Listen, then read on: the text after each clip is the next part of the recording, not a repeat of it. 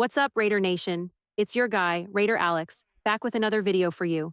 If you're new here and love Raiders content like this, don't forget to like, comment, and subscribe to the channel. Let's jump straight into today's topic. As you can see from the thumbnail, we're talking about Malcolm Kuntz and the latest news surrounding his injury. Let me tell you, this is a tough hit for both the Raiders and Malcolm himself. It was reported just yesterday that Malcolm will miss the entire 2024 regular season. He sustained a non-contact knee injury before Week 1 and was placed on IR.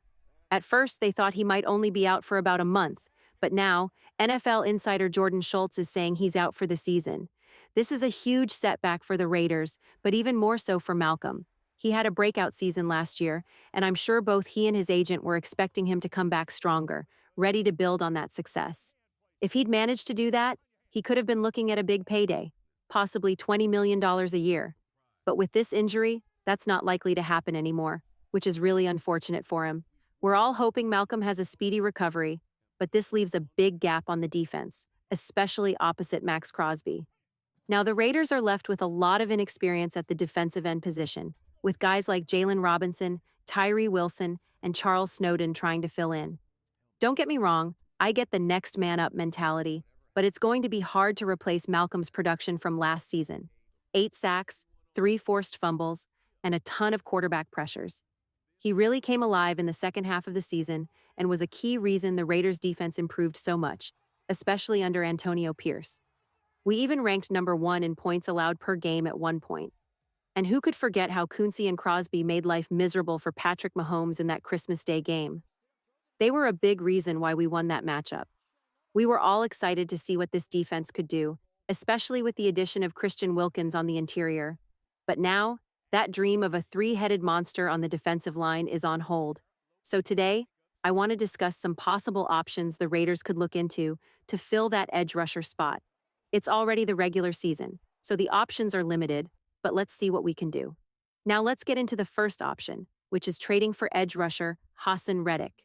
It seems like the New York Jets and Reddick aren't close to reaching a contract agreement.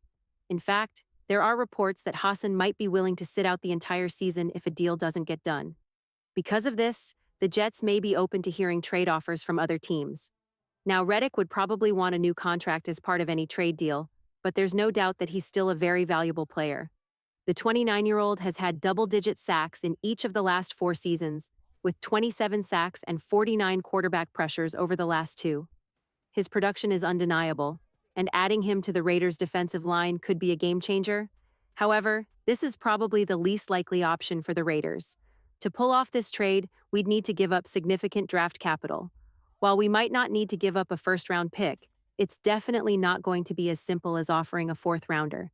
The biggest challenge is that Reddick wants a big contract, and while the Raiders do have $27 million in cap space, a lot of that is likely going to be used to re-sign some of our key young players. We've got guys like Nate Hobbs, Robert Spillane, Marcus Epps, and Trevin Moehrig, who will all need new deals soon. Plus, even though Malcolm Kuntz is out for the season, I wouldn't be surprised if Coach Antonio Pierce and Patrick Graham want to keep him around for the future. He's still young and could be a long-term part of this defense.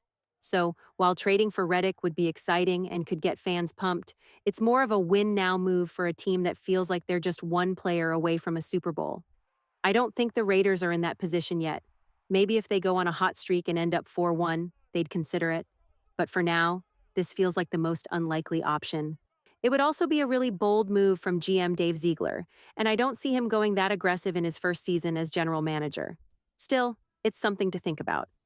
Now, moving on to the second option, an edge rusher from the New York Giants. I might butcher his name, but it's Azeez Ojulari. The Giants could be open to trading him, as he's set to become a free agent in 2025. Plus, with Kayvon Thibodeau and Brian Burns leading their pass rush, Ojulari doesn't have a major role in the Giants' defense right now.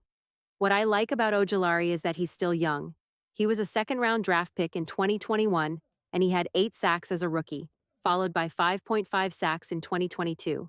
In total, he's recorded 56 quarterback pressures in 35 games, but he's kind of become an afterthought in the Giants' defensive game plan.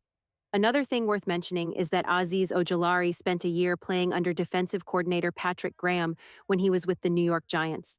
So there's a bit of familiarity there, and it's worth noting that Ojulari had his best season as a rookie in 2021 when Graham was his coach. This makes him an even more intriguing option for the Raiders. In my opinion, it seems more realistic that we target a player like Ojulari in a trade rather than someone like Hassan Reddick. Trading for Ojulari wouldn't require as much draft capital. You could probably get him for a fourth-round pick or something similar since he's set to be a free agent after this season. His value won't be as high, but this trade could be a low-risk, high-reward situation for the Raiders. Ojulari is still a young player with potential. His rookie season saw him record 8 sacks, and considering we've been avoiding addressing this position, it might be a smart move to trade for him. If it doesn't work out, no big deal. We can just let him walk as a free agent in 2025 and bring back Malcolm Kunci. But if Ojulari performs well, then we can consider re-signing him. Either way, this could be a win-win for the Raiders. I think Ojulari is someone GM Dave Ziegler should keep an eye on, and it wouldn't hurt to make a call to the Giants and see what it would take to make this move. The last option I want us to consider is through the free agent market. Now, the free agent options at edge rusher aren't great, but the top player available is a former Raider, Yannick Ngakoue. He played for the Raiders in 2021 under Gus Bradley and had a solid season with 10 sacks, forming a great duo with Max Crosby. However, Ngakoue is a bit one-dimensional. He's not very good against the run, which limits his overall impact. If we bring him in, it would likely be as a situational pass rusher, mostly on third downs, just to get after the quarterback. 2021 was a while ago, but when he was here, he did perform well. So I think the Raiders could consider giving him a call. Ngakoue had 4 sacks with the Bears last season, but as he approaches 30, there's concern that he might be slowing down. Still, as a free agent, the risk is low, and it's worth considering him as a possible option. Overall, Raider Nation, I don't think the Raiders need to panic and rush to fill the void left by Malcolm Kuntz's injury. There's still time to figure out the best move for the team moving forward. We haven't been a terrible unit, but bringing in someone could help. As I mentioned earlier, losing Kunze is a big blow, but the Raiders' defense has been solid so far. If we can get Kunze back on the field, and he returns to his form from last season, we could be looking at a top 5 or even top 3 defense in the league. We're going to need to adapt and improve. The Raiders must fix their issues against the run, and we need someone to step up on the opposite side of Max Crosby to consistently pressure the quarterback. Whether that's one player stepping up as a full-time starter or a combination of guys like Tyree Wilson, Charles Snowden, and Jarius Robinson, we need a strong presence on the opposite side of Crosby.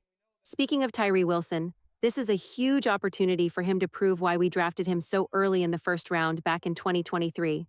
However, my concern with Wilson is that he hasn't shown much improvement as a pass rusher. He's still incredibly strong and athletic, but it's tough to succeed as an edge rusher if you're one-dimensional. And right now, that's what I'm seeing from Wilson.